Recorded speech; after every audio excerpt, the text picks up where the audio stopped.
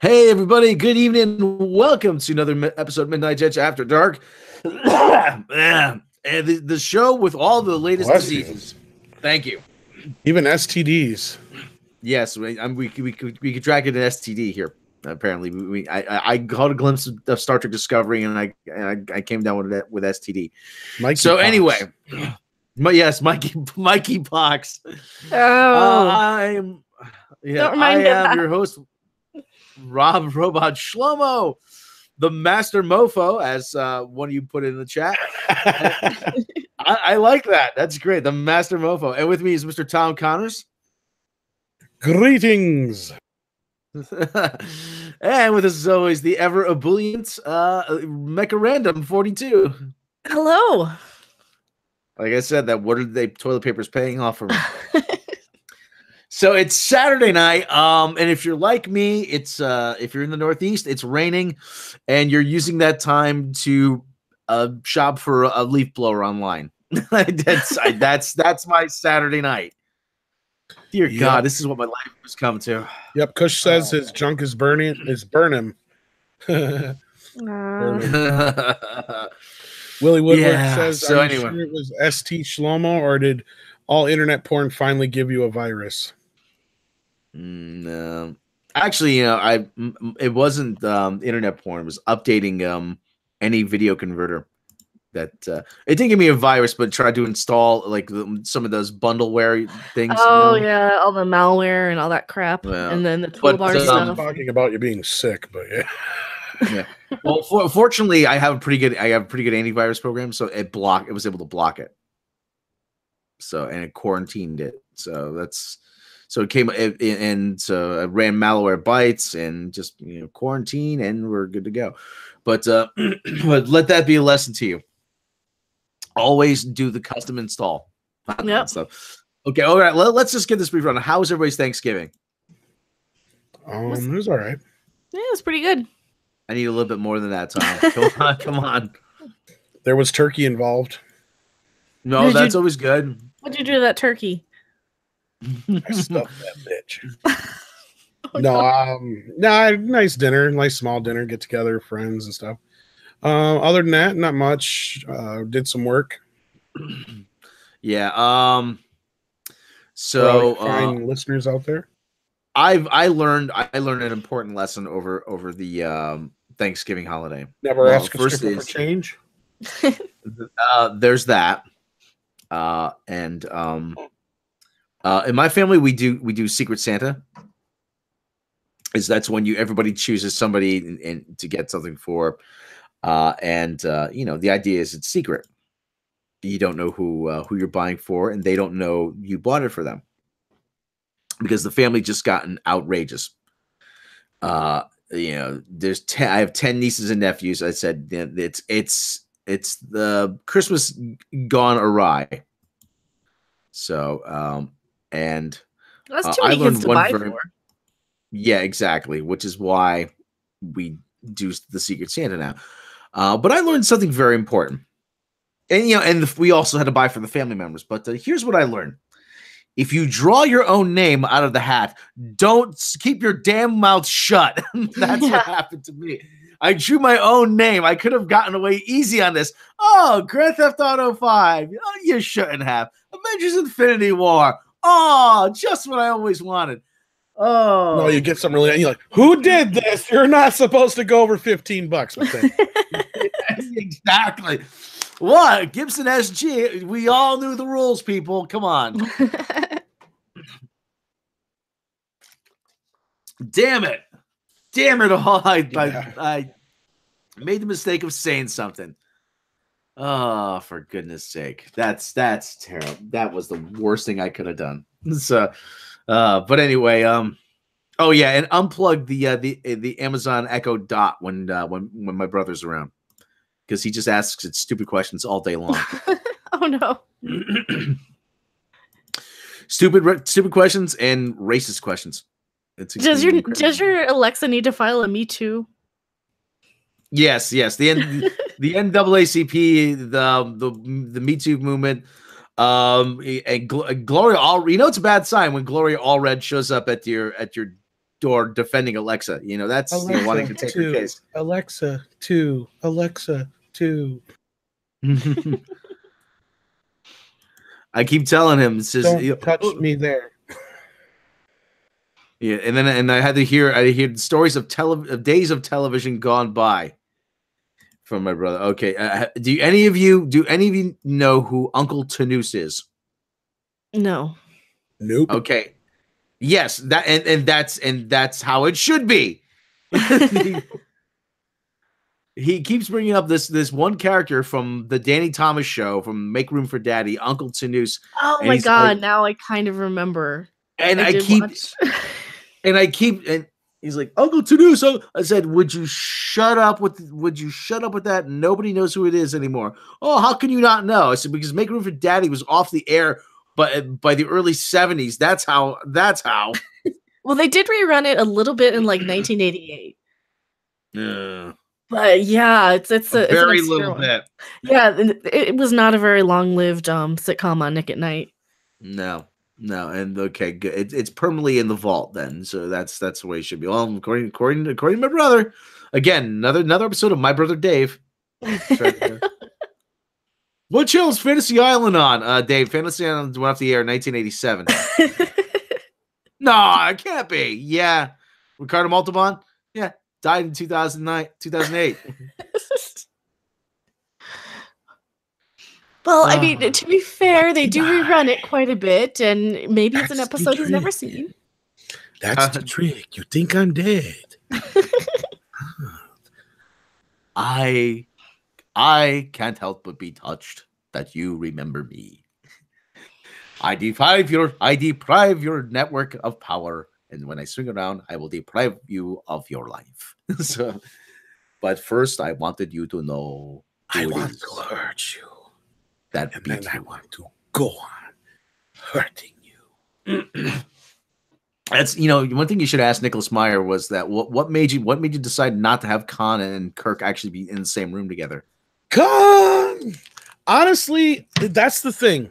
And I did kind of ask him that question, and he did kind of answer it, but I don't know. I think part of it kind of landed on the floor and mixed with another answer. But it was because I asked a lot of stuff out of order, and then when I put it together, I put it in chronological order, kind of. Yeah. And because I said something to him about was that kind of like their whole thing bringing you on was bringing Khan back because.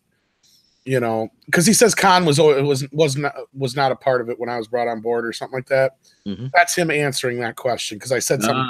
Was it like because I said something else and then I said that question? Then I said that I'm like, well, did they bring you on board because of your attention to detail with characters like Sherlock Holmes and Time After Time and stuff like that? He's like, oh no, Khan was never a part of it until after, or Khan was already a part of it or whatever is what he said, or something. I can't remember how he said it, but. Yeah, and then it was like he took all these scripts. So his dialogue is there, but he was basically what I was getting to was he's insinuating the story was already kind of put together for him. Okay, and he just kind of plugged Khan into it? Yeah, well, no, Khan was already a part of one of the scripts. So they took like 5 scripts and cobbled them together. Like he was saying like Khan was part of one script, Kirk being old and the Kobayashi Maru thing I think was a part of another script. Yeah. And some of this is in his book too. Yeah. He took the best parts of all. Yeah, they're like there's like different elements, like him and having a son and shit was from another script. The whole Genesis deal. Yeah. So there was like different elements from each script that they put together because he's like asked everybody which part do you like the best. Yeah. He'd sit down with Shatner, he'd sit down with Nimoy, all the guys, and be like, well, what do you like best? So then he tried it, and then he spent 12 days just rewriting the whole thing and putting in everything everybody liked, and then putting his dialogue over top of it, basically. That's actually good. That's actually a good interview, though. That is really a good interview. I would love to talk to him again. Yeah. If you haven't listened to it, go listen to it. It's up at Midnight's Edge. It's a very informative interview, and everybody who's called this fake news, making shit up. I want to say, suck it long, suck it hard. But they still say that. But you know what they do? They concentrate on one or two things that we were actually not totally correct about, despite the fact that we said it was complete rumor. Yeah, and ignore the fact that it makes 99% of what we said right. You know, they concentrate on that 1%. You know, and that's the stupid part is that 1% because like, okay, yeah, who's to say that the Khan series wasn't meant to replace? Yeah, we don't know that, but we know there was turmoil behind the scenes. He said that. He said they didn't know who the fuck was in charge. And there's been upheaval at CBS too. Right, and it goes along with Fuller's idea of wanting to do it as an anthology as well. Yeah. Well, oh man. I'll tell you though, my favorite. I don't know who did it. My favorite part of that movie is I love the first confrontation when I will agree to your terms only if you hand over all information of the project known as Genesis. Genesis, what's that? Genesis. Genesis, what's that? Don't insult my intelligence, Kirk. You know. And he's like, and Kirk's they're bringing up the prefix code for Reliant. Yeah, the prefix code is 190156073 or whatever it is. And would Kirk's really like, funny, even though it was too early. Is Kirk was like, wasn't that a band? We're using our console to order Reliant to lower her shields. Don't mess with me, Kirk. I hate Phil Collins and adult contemporary music. Spock, keep nodding as if I'm still giving orders. Please hurry. We're finding it, Khan. This is like, and he's there's that moment. He says, Khan's like, time's up. Time's up. I watched that last night. No joke. And he's just like, here it comes. Now, Mr. Spock. He's just like, just that great. That computers, yeah. Here it comes. It's like, here it comes. Now it's fire. Shields. Fire. Shields. That's a great. Time's up, Kirk. Yeah, that's just a great moment. That's just a great moment. One of the best moments in that movie. And people talk about Star Trek 2 being so action packed. Look at the ship battle near the end when they're in that field or whatever you call it. In the hazy, the Mutara Nebula. Yeah, in the nebula. It's like, even though there's nothing really happening, it's suspenseful as fuck. Oh yeah, it's a submarine battle. It's a submarine battle. Yeah, and it's like people are always like, oh, it's so action. It's not really, not that much. What there is there's tension. It's tension. It's not action. It's tension. Oh yeah, yeah. It's very much a chess match. Well, it starts the moment you get into Botany Bay, and he's like. He sees that fucking belt buckle from the seat belt, and he like knows exactly where, even though Chekhov shouldn't know exactly where they are. It's like, we got to get out of here now. It's like, let's go. Oh no! He's like, we got exactly. Yeah, exactly. Yeah. And that's what they did so well is like they gave you that pacing and that suspense, and it wasn't too slow. You had the right music cues to kind of build the tension, and you had these sense of unease. It's almost like if Hitchcock would have made a Star Trek movie. Yeah. Absolutely. I love he goes, open a channel. You're on, sir. We tried it once your way, Khan. Are you game for a rematch? Khan, I'm laughing at the superior intellect. But like Willie Woodward said, it is action packed because the suspense and tension amplifies the action. But there's really 3 action scenes in the whole movie? Yeah, but it pays off. But the building tension, it pays off the action so well. Yeah, I mean it pays. I mean the building it's just shit blowing up. Well, no, I mean really no, because think about it. The first scene when everybody the councils start blowing up, you can consider that kind of an action scene. Okay. Then when is the next quote unquote action scene? There really isn't. Exactly. Until there's a brief action scene on Regula when it's very brief. Just a couple. It's not even really an action scene. The closest thing to an action scene is when Spock's running to get to the reactor. To the reactor, and then Shatner running after him after they tell him he better get his ass down there. Scotty does. Yeah. That's really the most action in the whole movie, because the rest of the time it's people hanging on and shit being blown up or their ship being hit, and that's it. It's just a few fire rounds, and there's no real action. Nobody really gets out and starts doing action kicks and getting into fights. Yeah. You see the aftermath of everything on It's very satellite and shit. It's very cerebral. Yeah. Scotty, what have we got left? Just the batteries, so we should have auxiliary power in a few minutes. We don't have a few minutes. Who the hell are they? Well, we got flashlights. That's it. I remember the batteries, sir. I'm like the battery, like they have like double A's. I'm like, what's going on? When I was a kid, I was just thinking that's their backup or whatever. Yeah, yeah, because that's what you see in auxiliary, and they're like they're already on it or whatever. Yeah, yeah. So anyway, yeah. So we can talk Wrath of Khan all fucking night. It's Saturday night. Yeah. Here's the new rules, guys. We may bring up some news because there is one thing I dropped in the group chat there for you, Rob. Where? It's in the group chat. Oh, okay. Hang on. I got that up. But we've decided since we've got to be so good during the week, Saturday nights we get to just rip loose, talk about whatever, have fun. You might get to hear Rob fart and burp. It's fucking Saturday. It's Saturday night. I ain't got a date. Like I'm looking at leaf blowers on HomeDepot.com. That's sad. Yeah, I mean, so there's no rules tonight. So. As long as we don't have to hear him fart and burp, I think we'll be okay. Hey, you never know. It might be entertaining. Hey, I had coleslaw for dinner and pulled pork, so you might get your way. No. That's right, Tyler. Saturday night's all right. Yeah, Saturday. Now we got to pay Elton John 3 cents. Okay, it's enough. It's got to be 4 lines, I think. All right, let's cover this story here actually. Because down the action, man. Saturday night where we bullshit and smoke weed. All right, now do the story. Yeah, Andre talked about this over on the main channel, and we have some movement actually now on this. Rebellion. I didn't think Rebellion was that big a company. That the company that owns Judge Dredd in 2000. They rebelled enough that now they are.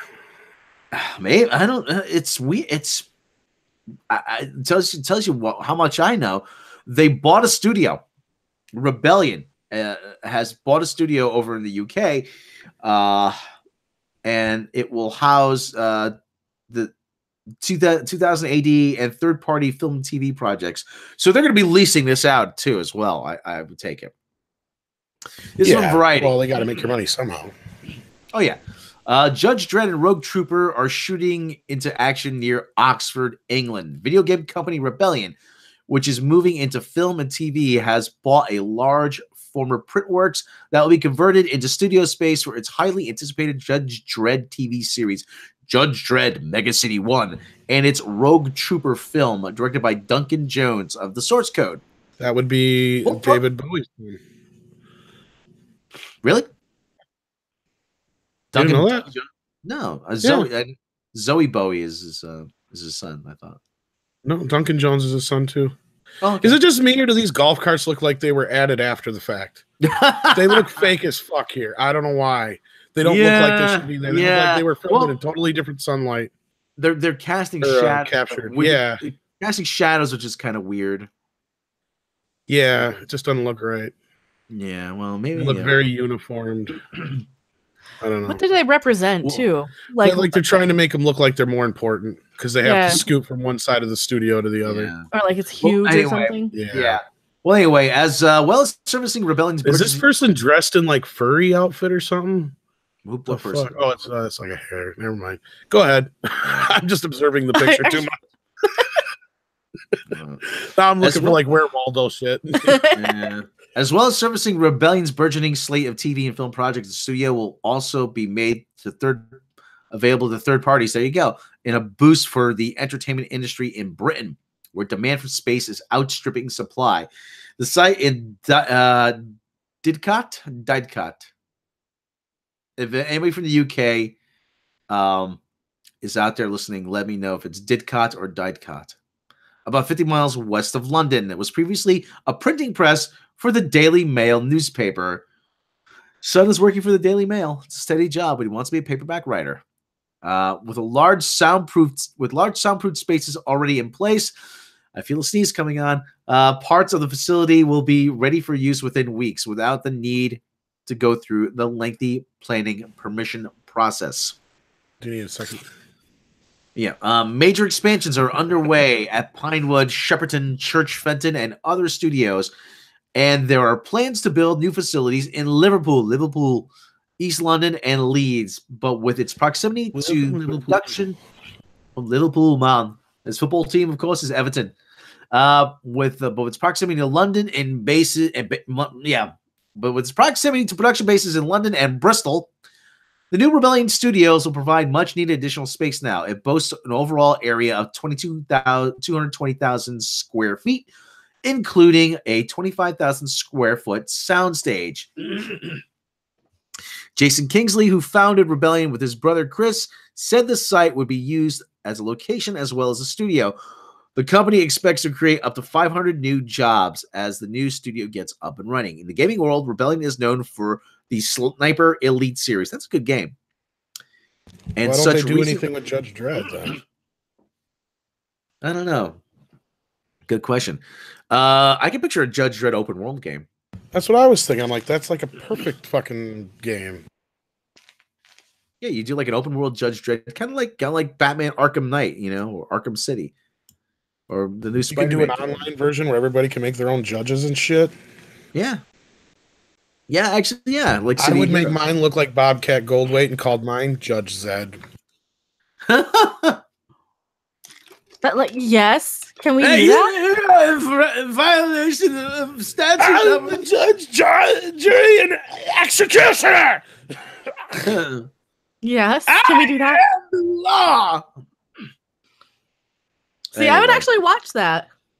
But like, they won't give me a gun. So you're just gonna have to do what I say. Well, anyway,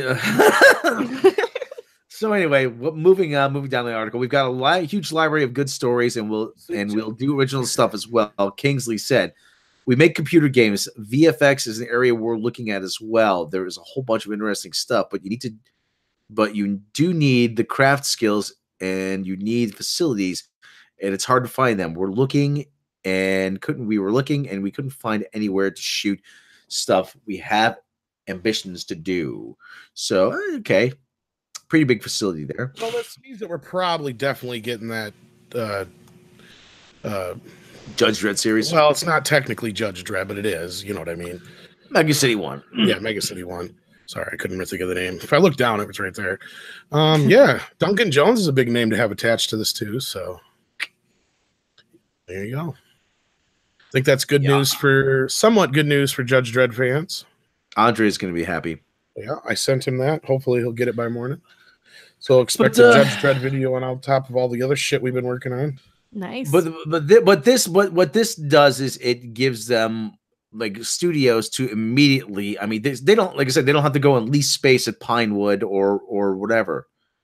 What's the video games too? Yeah. Well, I imagine that they're going to have motion capture studios there. Well, that's what I'm saying. Yeah. Video games are almost shot like movies now, too. It's like doing 3 projects at once. A movie, a video game, plus whatever else, Yeah. Sound and music. And... Yeah. Philip A. Demick says, what do you think of the VR Star Trek game? He's asking Sarna. Okay. Tom, you got the VR Star Trek game, right? It's fun. It's not too bad. I haven't got to do the next gen download yet. That looks like it's kind of fun. You could do worse.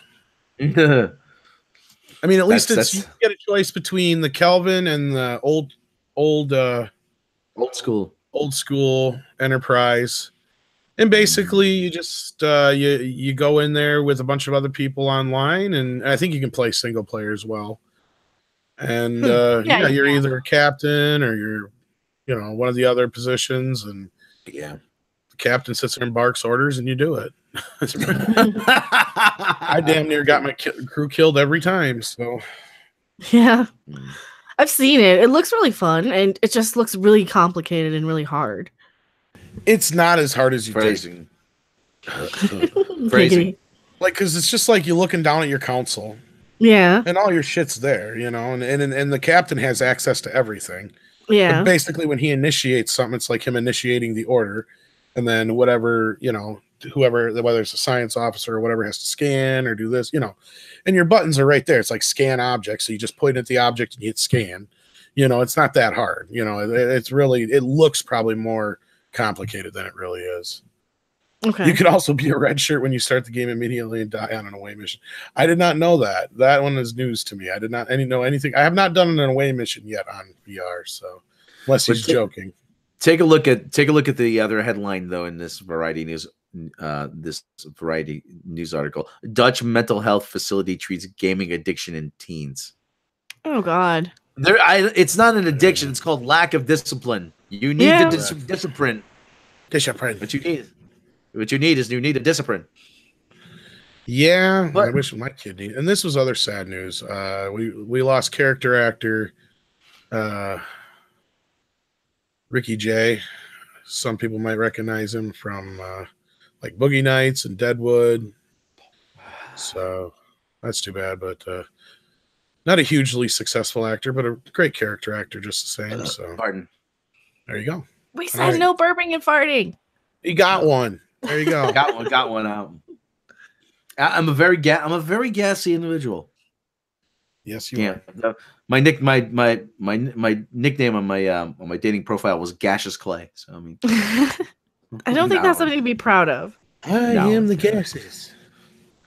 I told you. I burp like no other.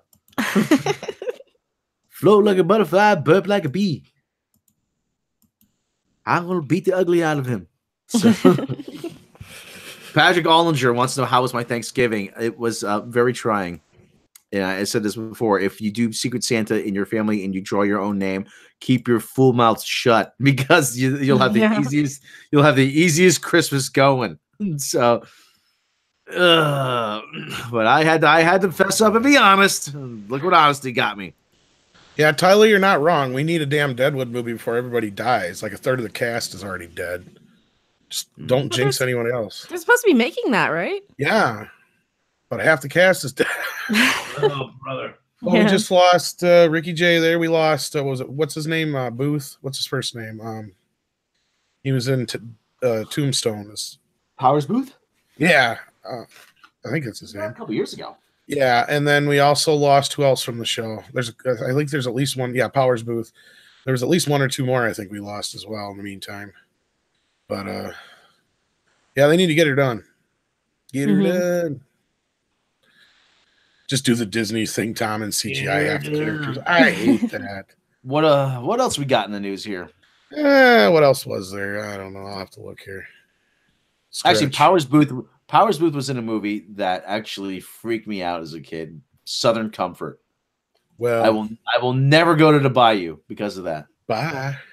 Is it worse than Deliverance in that respect, or it's kind of the same way? Guys are on guys are in the army. They're on maneuvers, so they don't have all they have is blanks, and these crazy Cajun mother effers start picking them off one by one. You want to really mess with somebody when you first start dating someone, and you realize if they haven't seen the movie Deliverance, and you show it to them. Yeah. No. Especially when you turn around and ask them, like, you have no idea why this movie's famous, and they go, no.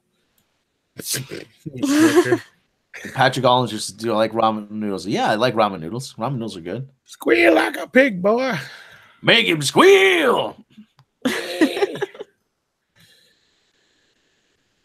would almost rather somebody show me like pink flamingos or something. Like, that's funny. Well, that's at least weird, but you got to work up to shit like that. Yeah, I suppose. That's like a step down the road. But I don't know if I can be with someone who hasn't seen Caddyshack though. I mean, that's well, at least if not likes it anyway. Yeah, if they haven't seen it, I mean, everybody's seen Caddyshack, I swear, except for maybe random. I'm sure I've seen it. I would hope the fuck so. Years ago. Hey, Wang, what are you doing? Taking pictures. This is a parking lot. All right, Wang, I think this place is restricted, so don't tell them you're Jewish. Oh, orange golf balls. I'll take a box of those. Naked lady tees. I'll take another box of those. Oh, take a look at this hat. You buy this hat to get a free bowl of soup. It looks good on you, though. Eraserhead CD board. I've never seen Eraserhead, actually. Ted Knight.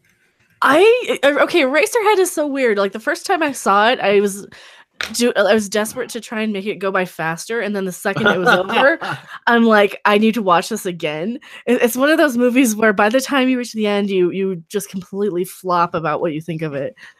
So I don't know what you're talking about. I've had movies like that where you feel like afterwards you're like, what the fuck did I just watch? I'll never watch that shit again. Wait a minute, I gotta watch that again. Exactly. Because it like sticks with you and you're like, what the fuck?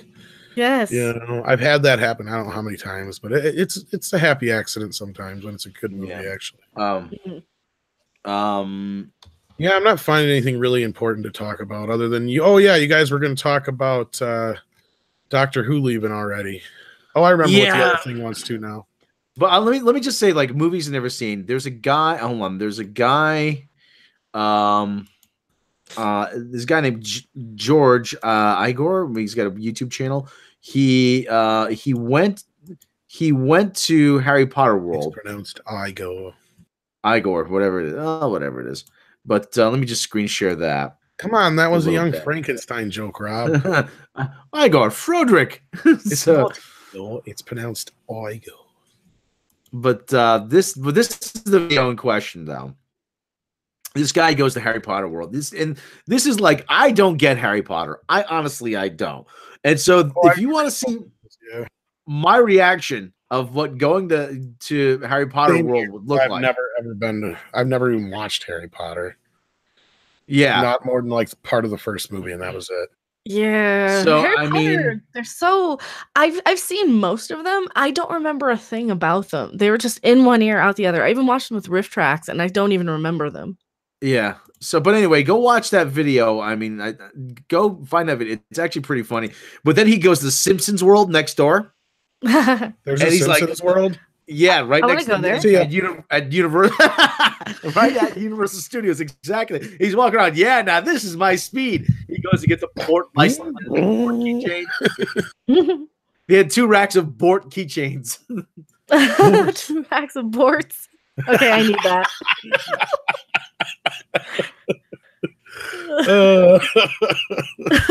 That reminds me of fucking South Park when Cartman's like, they're at like, what is it? They're like, I can't remember if it's Sam's Club or Costco or something like that. And he's like, oh my God, you can get 2 copies of Time Cop for only $9.99. Why would you want 1 copy of Time Cop? Why would you need 2 copies of Time Cop? Because they're $9.99. Or whatever it was. There you guys. But yeah, do you want to talk a little bit about I fell out of Doctor Who like last season, a couple seasons ago.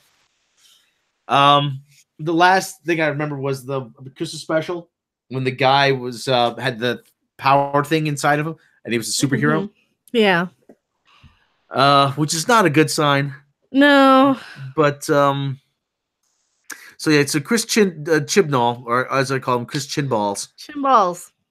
Chris Chinballs. I couldn't pronounce his name. I spent the whole article that I was reading on a video. Every time I just kept saying Chinballs. I can't say Chibnall. My mouth does not work like that. I don't know. I like Chris Chinballs. We agree? That's his name now? Sounds like a South Park character. Yes. Because it goes Christian and then balls. Yeah. So that's just the kind of thing they would think about, like Miss Chokes on Dick. Yeah. But anyway, there's news is starting to surface that he and Jodie Whittaker are going to leave. And Butters had chin balls. That's right. Yes. They call me Chin Ball Boy. Keep my balls in my chin. No hamburgers. Yeah. From the New Music Express, actually says a report in a respected sci-fi magazine says the don't like the way the show works. New Doctor Who star Jodie Whittaker and the series showrunner Chris Chinballs. That's his name for now on. Chris Chinballs. It is. Are rumored to be quitting the show next year. A report in the long-running science fiction magazine Starburst says that Chinballs is dissatisfied with the way the show is being run behind the scenes. If Trey Parker or Matt Stone are listening, please make a character named Chris Chinballs. And not only that, we know you're good friends with him, and I don't like him, but he's the perfect man for the job. Please have Jay Leno do the voice. Yes. Yeah. Seriously, you gotta do to quit making fun of my chin. He was Mr. Kitty. And please promote my channel. Yeah. Well, anyway, okay, keep going. Whitaker, who previously worked with Chin Balls on the hit ITV drama Broadchurch, is said to be leaving the show in sympathy for her friend and colleague. Oh, for God's sake. Tom Baker. The freaking thing, the enemy's got a piss poor site. It's taking forever to load. Starburst report doesn't specify why Chin Balls said is said to be dissatisfied. Well, he's got balls on his chin. That's why he's dissatisfied. But it isn't the first time the show has faced behind-the-scenes issues. Christopher Eccleston, the first actor to play the Doctor when the series returned after a 16-year break in 2005, quit after just one series when he fell out with the showrunner, Russell T. Davies. So, Chin Balls and Whitaker's first series, which has 3 episodes left, has generally been a success with both the public and critics. Really? I haven't heard that. No, I think a lot of people are saying it's really meh. Oh, okay. Oh, here we go. Although there has been a section of Doctor Who fandom unhappy at Whitaker being the first female actor to portray the long-running Time Lord. She instantly won the majority of the audience over. I don't think she has. No, she's all right. Wrong Whitaker. Yeah. Forrest Whitaker for Doctor Who. I said played Doctor Who, though. Yeah. Whitaker's first episode, titled The Woman Who Fell to Earth, in honor of the 1976 movie in which David Bowie made his film debut, was watched by 10.54 million people with an audience appreciation figure of 83%. Too bad David Bowie never played Doctor Who. Yeah. I travel through time, and I got a wand, and it does magic things. Ratings have since dipped to an average of around 7.5 million viewers, but Whitaker's performance has generally been praised as those of fellow regular cast members Bradley Walsh, Mandip Gill, and Tosin Cole as the Doctor's friends. This series has also seen the first people of color write for Doctor Who in its 55-year history, including successful children's author Mallory Blackman. Okay, let's get a glimpse of who this Mallory Blackman is. I not what she looks like, but I want to know what writing credits she has. I'm giving you incidental music while you do that. British author, okay. And playwright Vinay Patel. On taking over the show, Chin Balls said he wouldn't be featuring any of the show's established monsters, such as the Daleks or the Cybermen. Oh, for God's sake! Instead, new foes and new alien foes, including the Pating, have been depicted. Pating. The series also reintroduced historical stories which have tackled subjects ranging from U.S. civil rights campaign of Rosa Parks to the partition of India and Pakistan in 1947. This coming Sunday story depicts witchcraft in the 17th century. Okay, you take over Doctor Who, but you don't want to use the Daleks or the Cybermen? No, but the Pating are adorable. You only need a dollop of Daleks. I see I fucked that up. God damn it. Oh, fuck. That was a good one, too. Son of a bitch. Oh, well. I still got Bowie here as the Joker when you're done. I am not as big a Doctor Who fan as Gary is over at Nerdrotic or as a lot of people, but even I know the Daleks are surefire ratings gold. I mean, why would you have an enemy like that and not use them? It's like the Joker never appearing in a Batman movie, or even as David Bowie. Yes. Tell me, have you ever danced with the devil in the pale moonlight? Oh. Have you ever heard of a Dalek screaming, "Exterminate by light"? Just a dollop of Daleks. Yeah. Oh my God. That's it. It's just. Well, anyway, this so far. This Mallory Blackman. Oh, she's an OBE, and if she were an Earl, would that make it an earlobe? So, anyway, we could be heroes just for one day. Published works, Not So Stupid, incredible short stories, The Women's Press, Trust Me, Livewire, Words Last Forever, Noughts and Crosses, Eye for an Eye. Okay, well, she writes children's novels, so. How quaint. Well, no, those are her young adult novels. Young adult or YA? Oh, she's hot commodity then. Oh no. Why are young adult? Why is there this infiltration with young adult novelists in Hollywood? I mean, isn't I don't think there's any difference between young adult and just people who don't use a lot of sex and swearing. Pothead, Hunger Games. Need I go on? The Maze Runner. Yes. The Giver. It's just a trend. It's like every video game had zombies for a few years, and now every video game is post-apocalyptic or something. And yeah, it's just trends. Fast. I can't. What was the one with Shailene Woodley? That was Hunger Game. No, that was Maze Runner. Oh, that was Divergent. Divergent. Okay. Yeah, there's that one too, and Lovely Bones or whatever the hell, City of Bones or whatever fuck it is that Peter Jackson's got coming out. I don't know. I don't care about this shit. It's like Valerium. They basically tried turning Valerium into a YA kind of thing. Now that you mention it, the whole thing. Like I said, this, and they're turning Star Wars into YA shit too. Yeah, that's why you have Reylo. That's why she's the most important, because all these YA sort of female characters are written like they're the most important characters on the planet, and they're not. They're all just these terrible self-insert. Bless you. Thank you. That was a big one. Continue, Mecca. But yeah, they're all these like sort of blank, nothing of characters that you're supposed to kind of insert your own personality into when you're reading the books. Yeah. And they're usually like written first person, like the girl's diary, basically. And Rey even has her own Me Too moment when Kylo won't put his shirt on. Yeah. You don't like, which is just like Twilight. It's almost just like Twilight. I'm gonna smother my chest all over. Yeah. And he's not attractive. I don't know why they think he's attractive. The dark side. Maybe I'm just too old. You know what? You know why? Because he did it with Lita Dunham. So girls who maybe are still picking the crabs out. So ugly girls think that they can get him. You said it. I didn't. Yeah.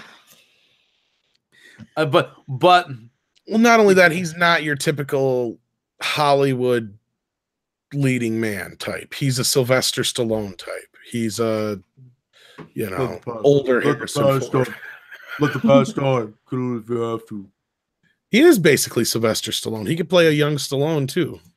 You know what I said? You know what I said when they cast him in Star Wars? I said, well, he's got a unique look. I'll give him that. He looks just like Harrison Ford and Carrie Fisher had a kid. I will give him that. Yeah. He's got the whole thing in the face with Harrison Ford, but he's got like the girl, like the more feminine style kind of features too that kind of bleed in there for Carrie Fisher a little bit maybe, I don't know, but he's got the same pouty lips and nose as Harrison Ford, and so he fits as his kid. That part it works, but like I said, he could also play a young Stallone too. He's got one of those faces. Well,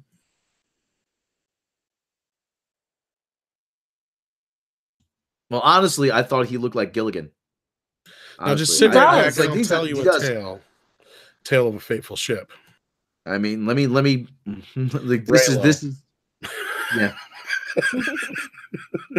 I mean, this is the the picture that made me say, like, damn, the guy looks like Gilligan right there. See, that's Gilligan. That's Gilligan. He does. A fateful trip that started from this chocolate. But he's got the crooked mouth of Harrison Ford and the same chin, and the same pouty eye. I see why they picked him. I mean, he makes sense to me, but the Last Jedi just fucked up all their characters. That's all. Mm. But again, it's a case of it's trying to appeal to a female demographic. Like I said, there's a certain, as Random said, yeah, there's a certain female demographic out there. Oh, he is he's banging a girl, someone who's not a supermodel. That means that there's hope that I can feel just as special. He's accessible, and not only that, he's the bad boy that is supposed to be good, and they think they can take him and make him good, just like Yep. Which is such a stupid message too. You don't have that message. You can't change people. It's such a 19-year-old way of thinking too. It's kind of pathetic.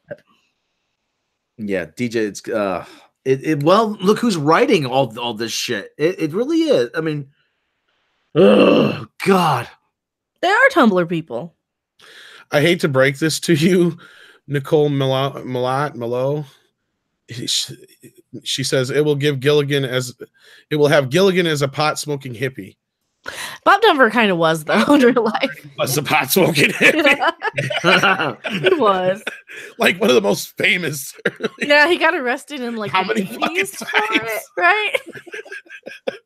And he kind of already was the dopey hippie type on the show as it was. That was kind of the whole thing. Especially with Dobie Gillis and all that shit. Yeah, Dobie Maynard was like totally... He was everything but smoking pot because they wouldn't have allowed it on camera back then. But yeah, he was this dirty beatnik. And oh my God, I love Maynard so much. He's amazing. One of my favorite characters. That's probably why he got the job. Probably found him on the street. Like, yeah. I'm not even fucking kidding. Like, that guy's fucking perfect. Just get him in here. Clean him up a little bit, but get him in here. Not a lot, just a little. Well, anyway, speaking of guys who look dirty, Aquaman. What a segue, right? He doesn't look dirty. He's always in the water. Yeah. Sons of Aquamanarchy. That guy must save a ton on body wash and soap, you know. He's just always in the water. Well, all that salt though would be harsh on. Funny. He smelled fishy. So what's this? It's getting first of all, yeah, I guess it's getting great reviews in China. Sorry, I didn't mean to jump on you there. No, Go ahead. Fine. No. You were saying. Well, I was just saying, I guess in China, even though, and I just wanted to lead in with supposedly it's beating Avengers for pre-sales. Oh, but that's not saying much. I don't know about that. It could be true, but that doesn't say much. Yeah. So anyway, give us the story about China. They got to see about 30 minutes of the movie early, I guess. Yeah. Well, I don't have the story up, so hang on. It's right there, random linked it in the chat there. That's what I thought you were doing. Yeah. Let me see. Blah blah blah blah blah blah blah blah blah blah blah blah blah. Here we go. We got this covered. I don't know if that's racist or not, because it's probably kind of true, Kush. I don't know. Chinese really like seafood, he says. I think a lot of people like seafood. I don't really, but a lot of people like seafood. I had fish. I like seafood. Okay, we got this covered here with a few weeks just a few weeks until it finally swims into cinemas. 30 minutes of Aquaman has been screened for lucky DC fans in China, and it sounds like people are really digging what they saw. Those in attendance took to Chinese social media site Weibo and that's not a real name. On praise for director James Wan. That's the name of it, yeah. Underwater adventures starring Jason Momoa as the King of Atlantis. That's a fake name.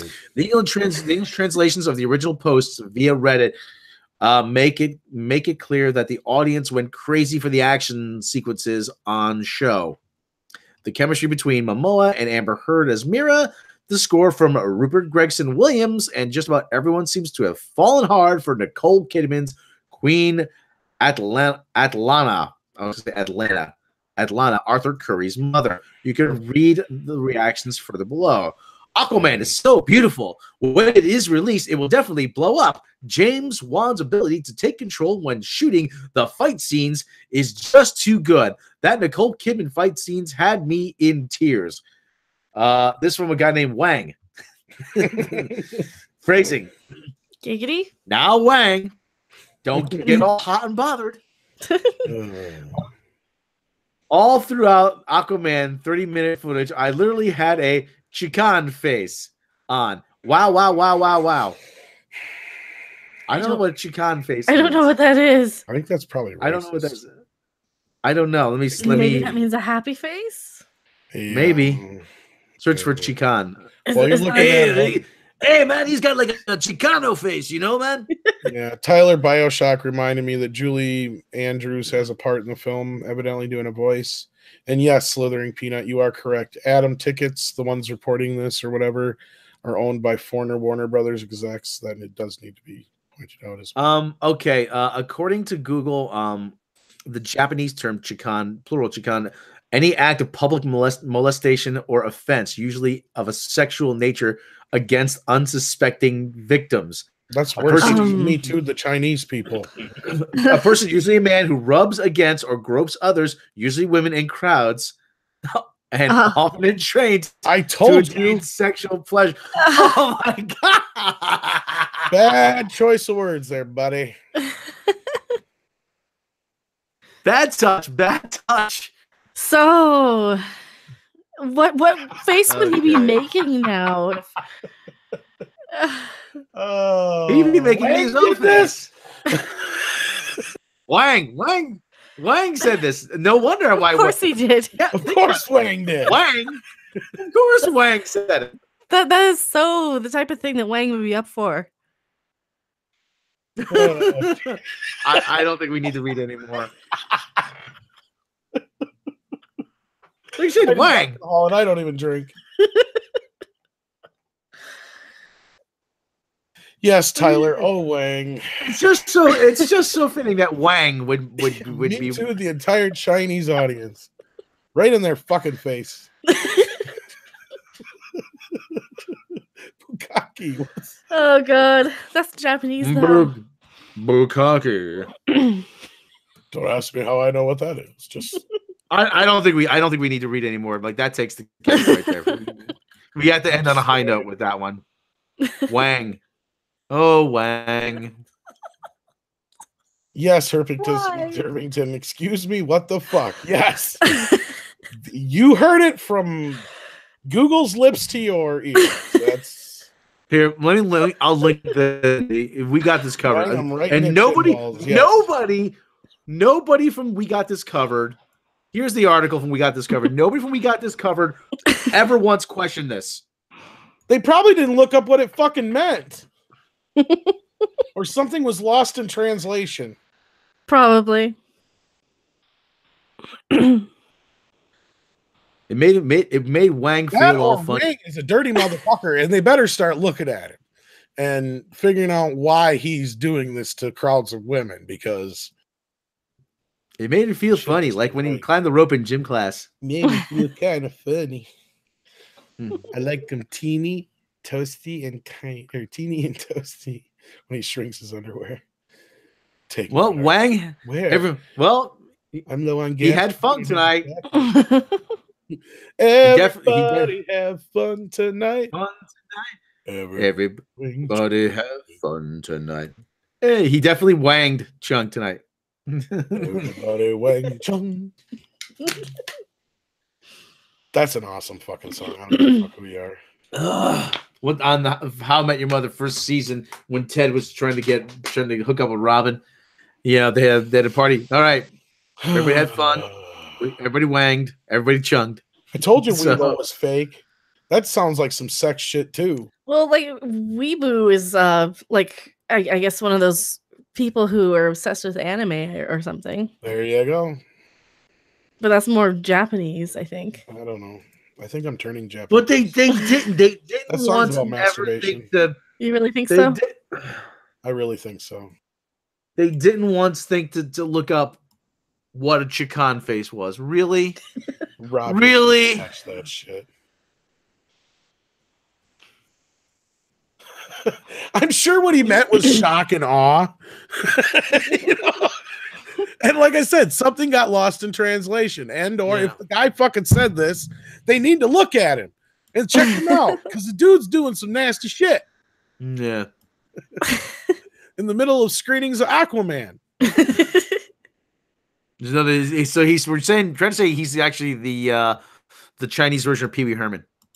Yeah, but Pee Wee Herman is doing it in a porn booth. Yeah, he was just jerking off in a theater. Big difference. He didn't even look like Pee Wee at the time. He had long hair, scraggly fucking face with like a goatee and shit. somebody just happened to fucking recognize him while they were jerking off too. Yeah, Pee Wee's jacking to Sandra scream, Nurse Nancy. Oh, Nurse Nancy, Nurse Nancy. That's what he sounds like when he comes and somebody heard him and like Nurse Nancy. Oh, make my Pee Wee hard. I know you are, but what am I? Patrick Ollinger. Do you remember an early '80s song called Ali by One Hit Wonder Donny Harris? I remember Sweet Mary Lee. I remember Do You Compute by Donny Harris. I think I know what song he's talking about.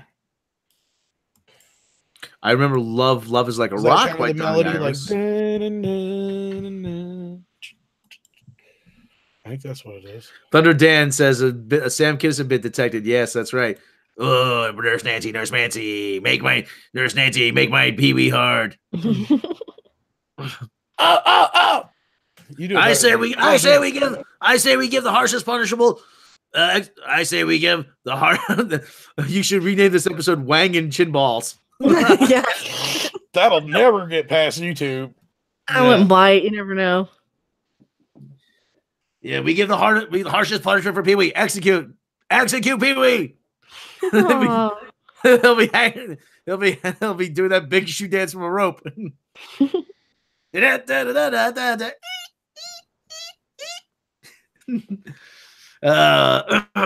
Captain Kangaroo kept it together. Captain Kangaroo, 30 years Captain Kangaroo. He kept it together. He's saying, yeah, but he was no Pee Wee. I want to be an actor. Wanted to be Willie Loman, Death of a Salesman. I'm Captain Kangaroo. I'm Captain Kangaroo. His like I said, Captain Kangaroo's wife. I thought you were an actor. I didn't know the job was going to be this long. Mr. Green Jeans. So anyway, yes, sir. Oh boy, Wang, you brought the show down. Left the building. Wang. Wang. Oh, that Wang. Wang. What else? So what else we got? Mr. Thunder Dan, the Action Man, will have the green jeans. He woke up one morning. I'm Mr. Green Jeans. Oh, boom. So. Oh, Lordy. Mr. Green Jeans sounds like a Beatles song. Mr. Tambourine Man. My Green Tambourine. That was that song. Tyler Bioshock. Wang, you son of a bitch. Mean, Mr. Green Jeans. Green Jeans. Yeah, Wang. So what else we got for news? Nothing really. We can take some questions and. Well, I've been playing Spider-Man 4 on the PS4. Spider-Man on the PS4. Spider-Man. It's good. It's a good game. It's really good. Yes, sir. Yes, sir. I like it. Because Red Dead Redemption was more important. Well. Yeah, Red Dead was like... I still need to get back and play more Red Dead, but then I got sucked into playing Soul Calibur now. Oh, with those big anime boobs? Yes. Of course. It's not as bad as the other one, but there are big anime boobs in Soul Calibur as well. Spider Pig does whatever Spider Pig does.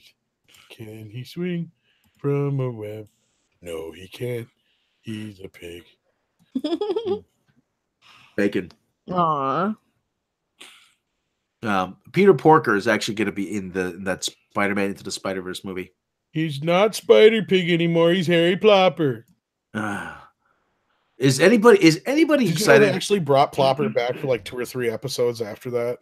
Really? Yeah. They even had an episode, I think, where they finally made Homer get rid of him.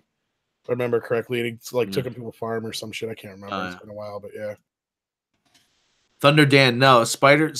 Peter Porker's Spectacular Amazing Spider-Ham. It was part of a line of comics for younger readers called Star Comics. Back in the 80s. Some of them weren't bad, actually. I'm kind of surprised Sony got the rights to that, though. Of all of the characters, Or maybe they... I guess... sorry, go ahead. I'm about to say, is anybody really excited for this though? For this Into the Spider-Verse? I know some I people don't think are, so. but It's not tracking very well. They're saying 30-40 million for a Nah. Spider-Man. We were saying this on the show the other day. That's not shit, especially considering how much Wreck-It Ralph's going to pull down. And Wreck-It Ralph's not Spider-Man. Think Wreck-It Ralph's gonna have the legs gonna cut the legs out from Spider-Man? It might. I don't know. It'll be out by a month almost by then, won't it? Or does Spider-Man come out next week? Comes out the 14th. Oh, so it's got a little time yet. Yes, he comes out the 14th. Ooh, oh my. Hello. Yeah, but I think Wreck-It Ralph's going to be in the theater probably for the rest of the Christmas season. I'm gonna wreck it. Anyway, Tyler or Willie Woodward says, seriously, I saw that Lion King trailer last night. I thought it was meh. But then I showed it to my girlfriend and her sister, who are big Disney fans, and they loved it. What the fuck? Go in the refrigerator and check and see if you have some member berries. Mm-hmm. Chances are they've been snacking on them. Remember Lion King? Oh, I remember. I remember. Yeah, it's just like the latest. It's the latest iPhone version of like a Disney movie, though. That's all it is, you know. Yeah, that was a good point when you brought that up. That's actually really good. I like that analogy. Yeah, you weren't on the show, but yeah, we talked about it the other day about how it is. It's like these new remakes are just like the iPhone. It's like kids can almost just wait for the next one if they want to, because they know another one's right around the corner. That's how bad these reboots and remakes are getting. And it's like they're not even changing anything. It's the same old fucking thing. It's just an upgrade. Yeah. At least an upgrade to young kids, but not to us. We just see it as, oh, so you're making an animated movie of an animated movie. Mm-hmm. Brilliant. Sorry, Mecca. You have something else to say? No, that's exactly it. Oh, Sci-Fi right now has on, at least in my area, He-Man and She-Ra Christmas. That's a fucking classic. Yeah. I'm not nice. That's when they turn Skeletor good. The kids get to his heart. He ends up helping kids on Christmas get home. Ah, He-Man. Who is this Grinch you speak of? So, I'm not nice. I like the cut of his jib. Oh boy. And yeah. Oh, it's there he is. He's walking through the snow with two kids. Yep. Oh man, he's carrying it's a fucking classic. Some kind of dog, and it's licking his face. Oh man. I'm pretty sure it's a dog too. Yep. I'm pretty sure this is gonna be re-airing at some point. I think it's on YouTube for free from the actual. Oh, okay. I gotta watch it from the beginning. Then. I have it on DVD, but yeah, it's definitely a must for Christmas. Oh yeah. Good Skeletor is so good. Yeah. Yes, it's fucking hilarious. I love that. Is one of my favorites because I love Skeletor. He is good Skeletor. Yeah, Andre showed me the artwork from one of the Robert E. Howard Conan books. Skeletor is actually Thulsa Doom. But Thulsa Doom is actually in those books. The guy with the warrior. Yeah, the wizard with the skull for her face. He said there was supposed to be. Okay, well, we were supposed to do a mini documentary about He-Man. I don't know what happened to it. We will eventually. It's I think just now with everything in turnaround and with them getting the rights back and everything from Sony, I think he's waiting to see what happens next. Yeah, but weren't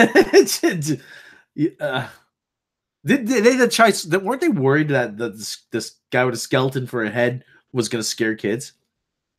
Yes, they actually. I think we talked about this the other night.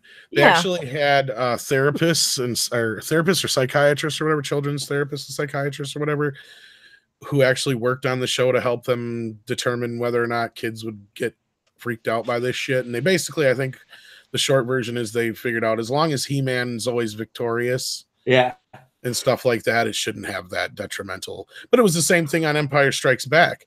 Lucas actually consulted with children's therapists and psychologists or whatever about revealing Vader as Luke's father. He thought, this could be a very damaging thing for kids. You know what I mean? Like, could they deal with it? Sorry about that. No, that's all right.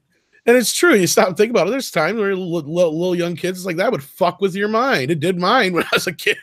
Kids, if there's one thing kids want, they want stability. They want to know that the good guys are always good, the bad guys are always bad, and that the good guys are going to beat the bad guys.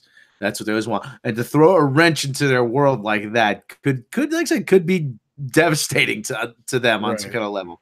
And I will always defend the original He-Man and She-Ra for their simplicity. There's a lot more heart and a lot more kids can get out of those shows than they ever could. I haven't even seen it yet, but I know just by knowing what it's about and what people like Mecca have said that this new She-Ra does not represent it all in the least.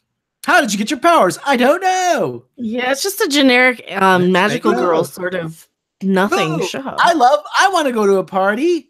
It's some fucking lesbians, fucking college experiment fucking fantasy is all it is. It sounds like to me, from according to most of the reports. Yeah, that too. With a little bit of that Catra She-Ra romance stuff, or Adora, or whoever the crap she's romancing. It's the LGBT cartoon we've been waiting our whole lives for. I'm like, okay. Do you really want a cartoon for kids that's LGBT, like, I don't know, agenda heavy, or I don't know. Tim Augustin. Yes, Tim Augustin. $2 super chat. Rob, I have a ride. Sing about porn. Before you do, Kush does say, is it just me or was He-Man always cracking jokes while he was kicking ass? Yes, old school He-Man was a lot like Schwarzenegger with all the cracks all the time. Always making bad action hero jokes. Nice to see you. Just like that. Yeah. Let's wrap this up, he'd say as he wraps him up with like a metal fucking thing, you know, and shit like that. The actually talking about porn, sing about porn. I actually there's gotta be a song about Nina Hartley. I can see. She CD Horde, She-Man is really she. Yeah, pretty much. We really, I don't know how would go over if we were trying to get like Nina Hartley for an interview. I don't know if she would talk to us though. I don't know. You'd have to first ask, unless you do it for like your own channel. Yeah, you have to ask Andre. He'd probably be like, has she been in anything legitimate? Well, she was in Boogie Nights. Yeah. Okay. That'd probably get through it. And then he'd be like, what would be the significance? What that she's a porn star, and for someone who's almost 60, she's still really hot. And she likes But why would our listeners want to hear her? No. Well, Andre, you might learn something about the clitoris. I have 2 children. Yes. Andre's a fuck machine. Well, I don't know about that, but he's an Adonis. He's like a he's yeah. I mean, kill us if we. I need to go to Norway, hang out with Andre. Hopefully, even though he's married, I should get some spillover. So you should, yes. Yeah. I mean, let's do. Want to join us, Mecca? There's going to be plenty, I'm sure. Of course. He's biking. I'm sure they just like fall around him. Yeah, probably. He's got that the big sword. You know. Excuse me while I whip this out. Yeah. When I go pillaging and plundering, I like a cool, refreshing Colt 45 malt liquor. It's true. Honey, you're sucking on my elbow. Black Phoenix, yes. Tumblr loves the new She-Ra. That's because that's who it's made for. Actually, Mundane Matt did a video about that. He said the original She-Ra was to sell toys. This is pretty much just for Tumblrinas and cosplayers, and there's no money in cosplay. Right, and it was. Don't get me wrong. Yes, it was originally to sell toys. Don't get me wrong, but I think people are short-sighting the original show quite a bit because it did come at a time where there wasn't a lot of, girls cartoons, especially in that prime arena. And she was a very powerful female character, and not only that, she can mix in with the boys. And that's, I think I brought this up on an earlier podcast about the whole fact of how important that was, that now there was something that instead of just having G.I. Joe and Barbie go on a date where you could play with either, like your siblings or your cousins or your friends that were, girls or whatever, and they could get involved and they could play as She-Ra and then be a part of the group. You know what I mean? It was important in a social setting as well as not only that as like selling toys in general. To me, it did better what Barbie was trying to do for so many, or at least trying to project that they were doing for so many years than Barbie ever could. Because Barbie's whole thing was you can be anything with Barbie. You can be anything just like Barbie because she's everything. And that was the message they were trying to portray. To where I think, to me, She-Ra's a much stronger female character because, she does have the power of Grayskull. She's just as powerful as He-Man, etc., etc. Yeah, absolutely. Because Barbie was so, to me, Barbie was such like a almost a dress up, like a fashion accessory sort of thing. It was a practice, matching outfits and practice Right. Well, playing up until dress up. don't and please somebody correct me if I'm wrong. It was pretty much that's what it was. A lot of what Barbie was either dress up or home, like stuff that's kitchen Barbie or well in the 80s they nurse did start Barbie to stuff that's affiliated only with women, and then in the 80s they opened it up. But remember the mini documentary we did about Barbie? I mean, that was the whole point of the doll, was that the doll wasn't anatomically correct. It was so that you could put different outfits on her. Yeah, and then Barbie I think was this back in the mid to late 70s where they started Ambassador Barbie, Astronaut Barbie, President Barbie. Right, that's what I meant. Running into the 80s, at least anyway, from my memory, was that, like I said, anything I've seen that predates that, most of the stuff Barbie is associated either with the home, dressing up for either a wedding, a ball, what have you, or if she did have any career Barbies, they generally seem to be like women oriented, like Nurse Barbie. I was saying. Yeah. Tim Augustin, Barbie She-Ra mud wrestling when? My money's on She-Ra. Short match. Yeah, where's Wang? We need to get Wang to come. Wang would give them what's the word? Chican. The Chican faces. That just sounds wrong. Hold on a second. It does. It sounds like it'd be something that would be a swear word almost, and it does. It's just bad. Sex worker Barbie. Yes, that was probably the most popular one. Well, I remember that big deal they made out of Black Canary Barbie because they said she looked like S&M Barbie. I don't know if you guys remember that. I did not remember an S&M Barbie. Well, it was the DC character Black Canary. Oh, okay. And she's in leather and I thought Wang was Chicana in my back door here. So it's especially at that time. I don't even think they had Arrow yet to where nobody knew who Black Canary was. Pole dancing Barbie, Thought Barbie, Dominatrix Barbie. Yeah. Dominatrix Barbie. Yeah. She was with the leather corset. No, that was the one that, you might remember that, Rob. They had it. They did a DC line and they did Black Canary Barbie, and everybody's like, oh, it's S&M Barbie. They freaked out. Because she's basically, if you think about how Black Canary looked and looks, whatever, she's got the fishnet stockings. I gotta look this up. Bottom, a leather jacket, really tight corset, and a mask. Black Canary. Oh, there. Yeah. Oh, well, let me take a look. Yeah. Oh, here it is. Look up Black Canary Barbie. Yeah, I got it right here. Black Canary Barbie. Let me let me screen share this. Oh yeah, the fishnets. Yeah. Can we see? Okay. Parents lost their fucking minds. The thing's probably worth quite a bit. I think they pulled it off the shelves. Probably, yeah. Hey, let's pull the fun toys off the shelves. Like those, like the Barbie that would set you on fire, and then the Cabbage Patch Kids that would eat your fingers. Didn't they used to have a Godzilla toy that did that? I probably did. I think I had one as a kid, and then they had those sky dancers that would like poke your eyes out if they flew into your face. Y'all shoot your eye. Shoot your eye out. There you go, Black Canary Barbie. There she is. Oh my god, that don't even have a mask on it.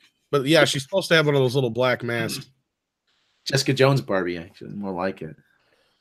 But yeah, that's Barbie. You can do anything. But the thing is, a kid is not going to think that's suggestive or dirty unless you tell them that it is suggestive or dirty.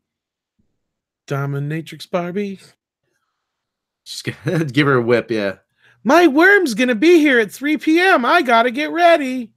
Combine that with Indiana Jones Barbie. Is there an Indiana Jones Barbie? Oh, I'm sure. There's gotta be. There's probably something. Careful, don't look up the porn. This better not be porn. Porn. Well, there's Adventure Barbie, but hey, there you go. There's no Indiana Jones. Yeah. There's no Indiana Jones. How do we get started on this? I don't know. Happens on Saturday nights, Yeah. Oh, actually, I looked up. Porn, porn, porn, porn, porn, porn, porn, porn. So anyway, I looked up one of the things that was interesting actually. I'm like I says watching Indiana Jones and the Temple of Doom, and apart from asking how are they going to fuck this up, I wanted to see if I could find that jacket, the brown leather jacket. That jacket didn't exist until the first movie, until Raiders of the Lost Ark. Huh. That was made by a London tailor. They made a prototype, and then they made 14 for the stuntmen and for the for the stuntmen and for the extras. But it is actually, like I said, it's something that had to be created, and they sell. I have no affiliation with this website, but let me pull it up here. Yeah, well, I always hit new tab instead of new window. Yeah. So that's why share it. Share it with there we go. So yeah. But anyway, so this I thought this was cool though. No. I thought this was cool. So subscribe to our mailing list. No, I'd rather not. We should have a mailing list. How much junk email? Yeah, wash the lambskin. Like I said, they officially licensed these jackets, but it's just like, but it's again, they're not. Well, you're gonna pay good money for a good leather jacket. But that's lamb. Oh, the Bond collection too. Bondage or Bond? No, Bond. Oh, nice. Yeah, is that red one the Michael Jackson jacket? Where? On the bottom left. Yeah, it does look like night. They do all kinds of stuff. Bikers.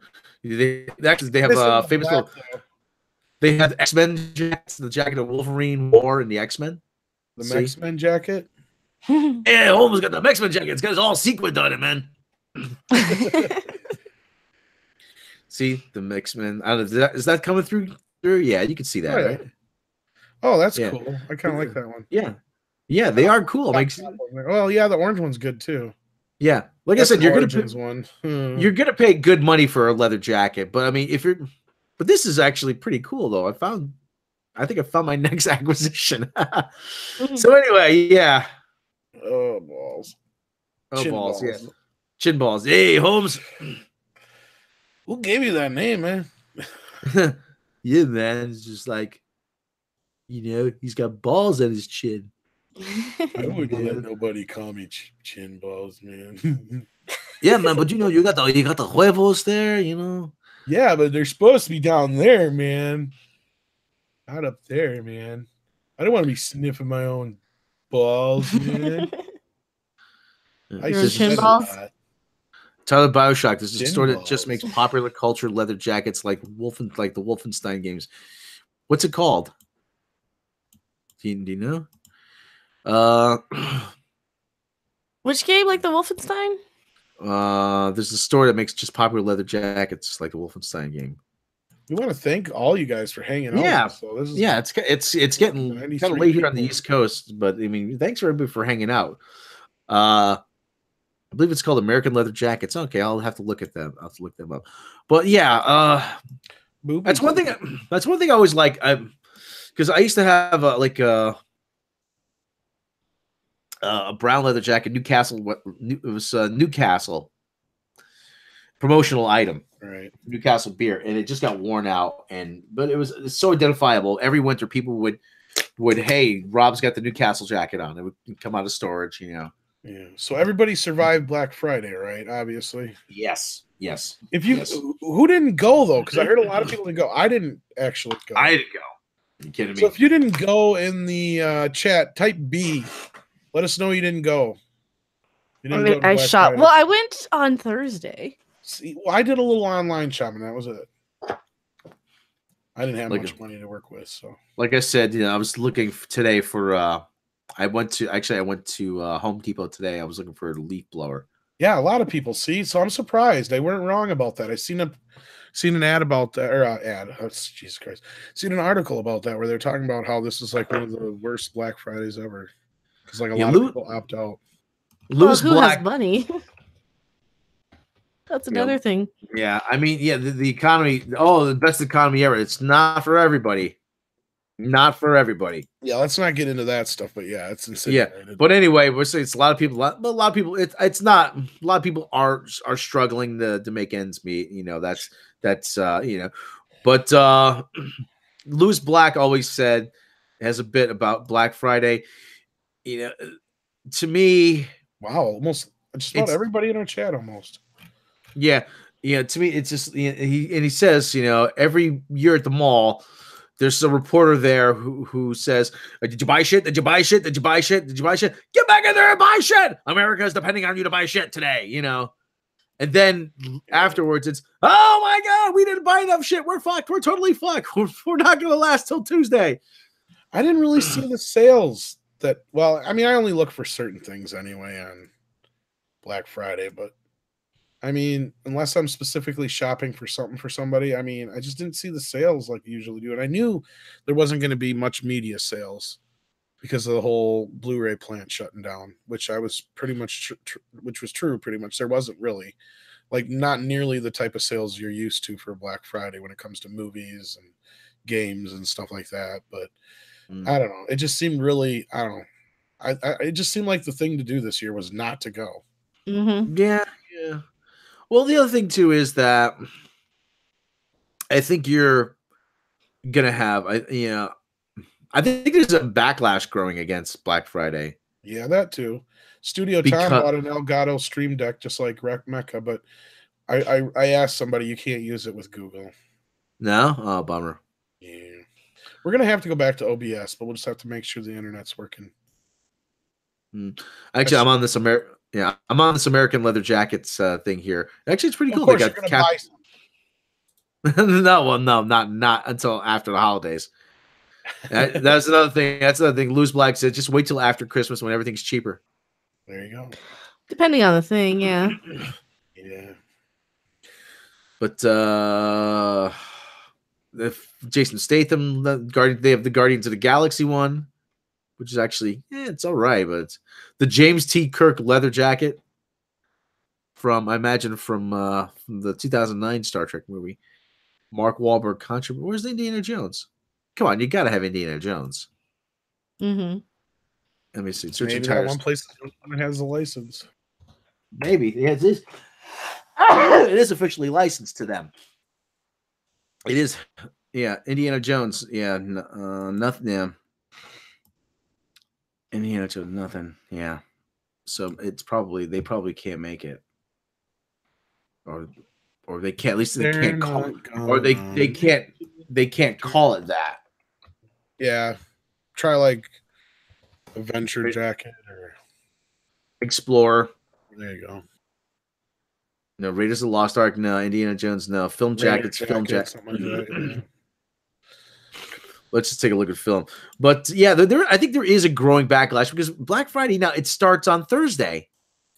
It does. It starts on Thanksgiving night. I'm like, screw you. Thank you, everybody, for saying bless you in the chat. But I mean, but seriously, screw that. I'm not. Like I said, Lou was right. Thanksgiving was Thanksgiving. It was its own holiday. You ate, you passed out. Nobody woke up and said, let's go shopping. Well, it used to be, and I'm not trying to sound sexist in the least, but that's what it used to be. It was more so that the next morning the women would all get up and get together and go shopping, at least around here, especially because the men would go hunting and whatever. There was whatever going on. And it was just one of those traditions. And then it turned crazy in the 80s, especially with the Cabbage Patch craze. Yeah. And it got worse and worse. And every year it was whatever the hot ticket item was, to the point where it was not just one hot ticket item or two hot ticket. It was everything, anything and everything you could think of. And, it became about beating some little old lady to get to a fucking TV. Yeah. Give it out, you old bag. Yeah. Like wrestling away the last loaf of marble rye bread from the old lady, from Mrs. Grote, whatever. Well, it is. It's a way to get people to act like it's fucking, like Armageddon's coming and everybody's got to prepare. But instead of getting water and blankets and shit like that, it's TVs and video games and phones and tablets and whatever else. So like I said, the hot ticket item is that year. It got so overblown. Oh yeah. Well, it was bound to pop. I mean, when you have people dying and shit, and it still didn't calm down. And South Park's making fun of that. That's pretty bad.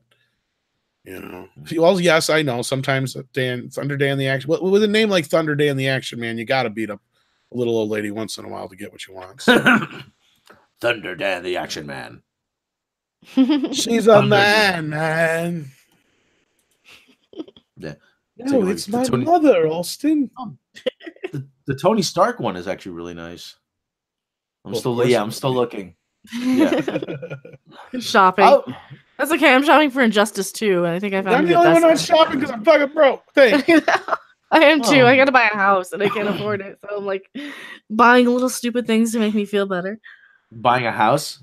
Yeah, I might have to because it's cheaper than rent. Yeah, Black Friday thing. All it was to make like lower middle class people feel like they could actually afford something that they normally couldn't afford.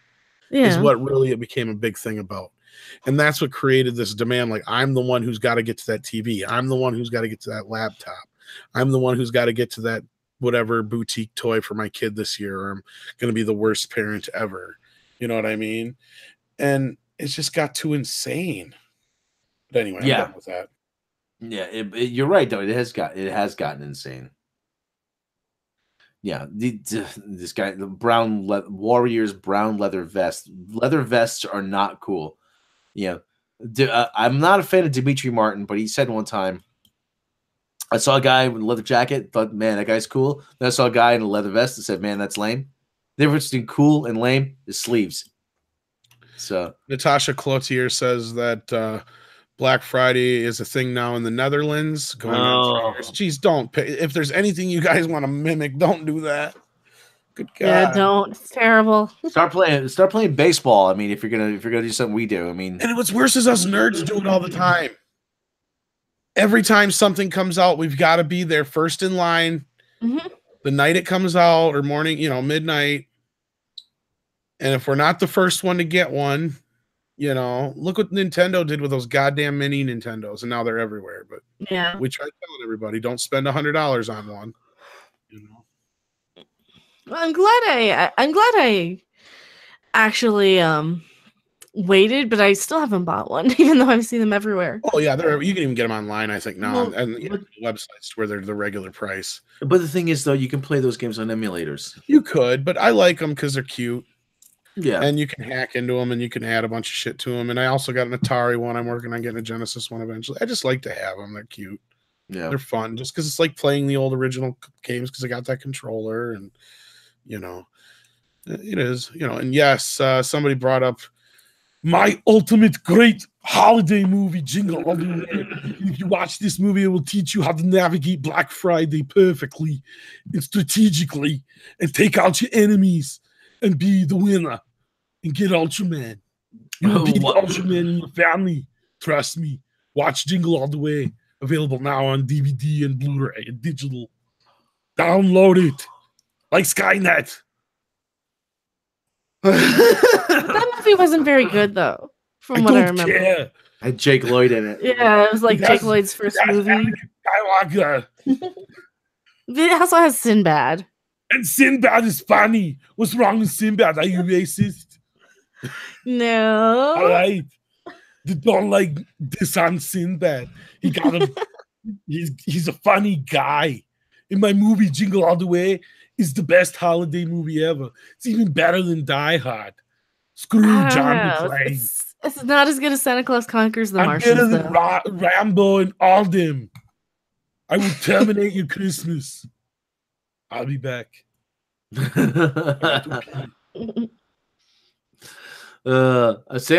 just do a bit about the Pope. Of course, he's coming. Don't get me wrong, and yes, Jingle All the Way kind of sucks. Anyway, Sam was doing a bit about the Pope. He was doing a bit about the Terminator. I'm the gay Terminator. I'm the gay Terminator. I'm going to. He goes, I come oil. I come oil. The gay. Oh no, it's a gay cyborg. I'm here. I'm here. How would you like finding them jeans? How would you like to go with me to the bathroom? It's Robopope.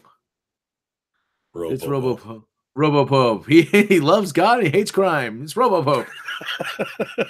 Fights crime from a bubble or what? You're in violation of John 3:16. Boy, yeah. Gosh, my wife kicked me out of the house for doing a bad Arnold impression, but I'll return. Oh, okay. Really? Everything is pricey. $1,100. Oh man, I don't mean to laugh. If that's true, that's bad. I hope he's joking. Yeah, Thunder Danny actually. Yeah, just about the time. I was cast Arnold for the new Grinch movie. Yeah, it's all the noise. All the who's down in Whoville. I keep saying the Grinch just wants a peace and quiet, man. Grinch is probably not that bad a guy. It's they say but you're a monster, Mr. Grinch. I mean, like I say, he just wants a little peace and quiet. Yeah, maybe all those who's were assholes. I will make it quiet with my AK-47. Be like, Merry fucking Christmas! Ah! Just fuck this shit up. Remember Scrooge? Yeah, the Lee Majors action movie. Yes. It's Lee Majors. I want to see that. The $1 Million Man. You can't show that to people. That's like Men's and Family Christmas special. Okay, I think Wang. I got fired. Okay, I think Wang pretty much is the top. Wang. Chin balls. You said the magic word. How about a Grinch Halloween special? Yeah, Grinch Halloween. They did one. They did? Grinch's Halloween night. Yeah, they did. Seriously, look it up for reals. I will. I don't think Boris Karloff did the voice, but yeah, it was. They even did a Grinch versus the Cat in the Hat one too. Okay, before we wrap this up, anybody in the chat, have you seen the Grinch yet? The new one, with Benedict Cumberbatch Grinch. We already have one. This is the fourth time. Who needs pizza cream when you have chin balls and Wang? There's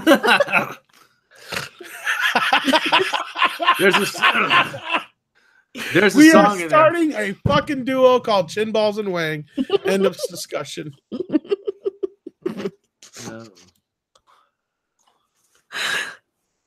Like Garfunkel and Oates, Chin Balls and Wang. Are they just a knockoff Cheech and Chong though? Hey man, check out this guy. Check out him, this guy. This guy's got balls in his chin, man. Check it out, man. This guy's got some balls on his chin, man. What happened? He's a real crazy dude. All right, I am fading fast, guys. All right, I got one more surprise for the night. What is it? Not random. Oh no. You're fully aware who Tom Rothman is, correct? Yes, Tom Rothman. But we've never spoke about who his spouse is. We have talked about her though. Oh, leave my wife out of this. Is it Nina Hartley? What's that? Is it Nina Hartley? No, I couldn't get that lucky. I couldn't get that lucky and marry a beautiful woman like Nina Hartley. No, he got another beautiful woman that. Jessica Harper? Yeah. Really? Huh. From Phantom of the Paradise and Suspiria, well, she's 69 years old now, so I mean. But yeah, still, they've been married since 1989. Look up Jessica Harper young. Oh, she was hot back in the day. Yeah. Oh yeah. Oh, she was hello. scrumptiddlyumptious. Oh, hello. Oh, yes. My wife was quite the looker when in the younger days. But failing up as usual. Yeah. Yes, That's what failing up will do for you. Tyler, I found this out the other day, and I was just as floored as you are. What was she in? Well, she was in a lot of stuff. Okay, Secret Rebel, what are you talking about with Charlie Brown? Are you talking about the Woodstock eating turkey deal? Will he have to answer me that? And if he is, I'll just fucking answer it. They knew about this years ago. They even went to Charles Schultz with that. The animators and stuff said, you can't have Woodstock eating the turkey. No, that's almost cannibalistic. That wasn't the big news. Now they're saying that because Franklin is on the side of the table by himself, it's racist. Oh, for fuck's sake. Oh, fuck off. Seriously, fuck off. Fuck the hell off. You know what? I'll be 100% honest, and I don't want to sound racist, but I probably will. It was the 1960s. 70s, actually. 73. Well, the Peanuts have been around actually since way in the 50s or whatever. Yeah. And I think Franklin's been around since then. The fact that there was a black character on Peanuts. Yeah, Schultz had to fight for him. He had to say, we're having this black character or else I'm not giving you Peanuts anymore. Direct, and Token is the direct descendant of. Yeah. And it's just like with Star Trek and the few other positive black characters that were on TV at that time. Like she just said, they had to fight for that character. And he was featured. He's usually featured first at the table in like every other special or anytime you see him. I think they make sure he at least gets a line in every one too. Almost, it seems like. Chris Rock brought that up once. Hey, Charlie. At least I'm like speaking with a Jamaican accent. Charlie Brown, man, why you let Lucy pull the football away from you? I'd kick that bitch. No. I love when Peter savagely beats Lucy for pulling football over Charlie Brown. I don't know why Charlie Brown just never missed on purpose and then kicked her. Honestly, right? After that, like just that last fucking time, be like, you know what? Fuck this bitch. Yeah. She's gonna pull. I don't care if she pulls the football away or not. I'm kicking her. just punt her. I know you shouldn't hit or kick women, but Lucy's a bitch. She is. She literally fucks with Chuck's mind all the time. Oh my God. Yeah, that's terrible. She's done some long-term damage. I so stupid the junk.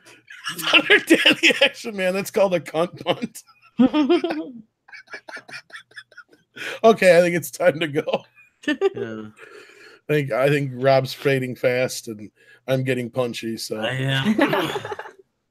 I love the Peanuts. Well, Willie Woodward says, I just saw the interview with Tom Rothman. Rob's voice is better. Yes, it's better. I do feel the schlemiel demographic isn't represented very well. Yes. Oh no. So anyway, all right. If you like what we do here, if you had fun with us, hold on. Random question. Did you see Star Wars Bohemian Rhapsody parody I sent you? No, I have not yet. I will watch it though. Wonder if I've seen that yet. So, but if I think I've seen that. Oh, we should have said something earlier. It's too. I mean, now it's the 25th technically, but the 24th is the day that Freddie Mercury actually passed away. So yeah. Well, anyway, in memory of his birthday, pour one out for Freddie. God damn, I think it's the day he passed away. Pour one out for Freddie. So anyway, if you like what we do here, and if you had fun with us tonight, you liked hearing the stories of Wang and just learning about what a Chikan face is. Sorry. Yes. Oh, have we fed Jake yet? No. Actually, we got to go. We got to go make sure Jake's all right. I hope he's okay. Whose turn is it to feed Jake? 1, 2, 3. Not it. Not it. It was like yours 2 weeks ago. That's the last time I remember bringing it up. That poor guy. We got we'll have to get him some of that leftover pulled pork. Some that I had some turkey and yeah. So anyway, if you like what we do, if you like hearing about Jake and Tom Rothman and everything else, if you like if you like hearing about learning what a Chikan face is. Oh God, we started a trend. Yeah. Yes. Oh no. You can subscribe here, click the bell icon. That way you're notified. You can check us out on Patreon, and you get all kinds of bonuses, lost episodes, bloopers, outtakes, and behind the edge making of videos, and many, many more. You can support the channel for as little as $1 a month. Isn't that right, Tom? Yes, you can. And you can Mecca. Tell them about you. I am Mecha Random 42, your favorite YouTube harpy. Also, thank you so much, Kush, for the $5 super chat. Thanks, guys. Live long and prosper. Thank you so much. We really appreciate it. I like a lot of harpies. But I'm the favorite. Queen of the harpies. I shall crown your majesty. I'm kidding, of course. But I'm the favorite harpy. Keep harping. Harpy. Not herpy. Harpy. just to make sure we're clear on that. I know. And then I complain about Star Trek and Star Wars. Now that Rob informed me that a harpy is or somebody in the chat, or Rob, I can't remember which, informed me that it's a creature from Greek mythology. Somebody needs to do a harpy creature with your face on it. With mechanical wings? Yeah. With mechanical demon wings. There you go. Black Phoenix 77 just put Chikan into the smiley face. Yeah, that's what Wang looked like. He had his big smile on his face. Big dirty smile. Here's what you do. You do what I just said, because they got wings, right? Like, do like the whole thing like the Led Zeppelin album where it looks like you're shouting, and then have just big words, Chikan! Better yet, and then actually that's two shirts. I was just gonna say, actually, fuck that. do the Mecha Random shirt, but then you do Shatner one with Chikan. Yeah, Chikan. So anyway, tell YouTube our favorite YouTube harpy. Continue. Yeah, and I complain about Star Wars and Star Trek and Doctor Who and She-Ra. If you want me to complain about She-Ra, I can do that until the cows come home. There you go. Yeah. Let me ask you, do you think She-Ra is actually made for people who don't watch television? They just text, like STD, yeah. Absolutely. It's probably Con, actually, I'm thinking, but I could be wrong. Tyler Bioshock wants his Mexmen t-shirt. Maybe we should print those up, the Mexmen. We'll have to look into that. A Patreon bonus.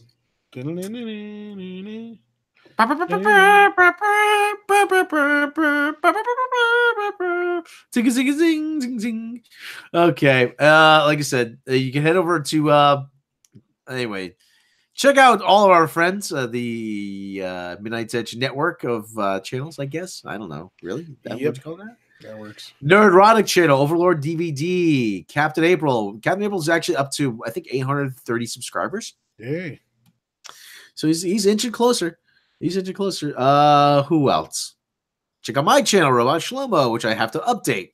I know I keep saying that, but I'll get around to it eventually. Head over to the make another channel. It's called Robot Shlomo Classic Porno. The Master Mofo of classic porno. Mm-hmm. Check out. I don't know what else to check out. it's 2 a.m. here. But anyway, thanks for joining us, everybody. Tom, am I forgetting anything? No, I don't think so. I think you got it pretty well covered. Oh, and before we forget, we were supposed to. It was John Cryer as Lex Luthor in. Yeah, that was like from last week. It was kind of funny because he played Lex Luthor's nephew in Superman 4, but yeah. So anyway, how that goes. So anyway, we keep forgetting that when we just brought it up. Okay, so anyway, thanks everybody for joining us. Any parting words? Bananarama. Ding dong. Wang Chikan. And chin balls. Wang Chikan. And chin balls. Wang and chin balls. Chin balls tonight. Chris Chin Balls. Anyway, thanks for joining us, everybody, and we will catch you next time. For Midnight's Edge, this is Chris Chin Balls. Good night.